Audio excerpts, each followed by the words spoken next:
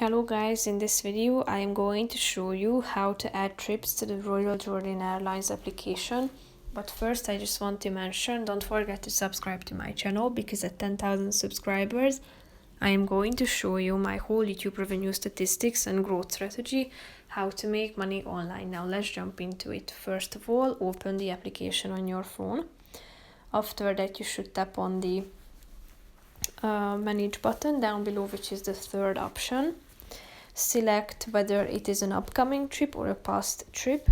Tap on the relevant one at the top of the screen, and after that you should tap on the add trip button down below, and then you should select whether you would like to refer to the booking reference number or the ticket number. If you tap on the booking reference number, tap on this box and type in the number, and after that you should type in your last name and then tap on the done button, and you will be able to add your past trip or your upcoming trip to this section.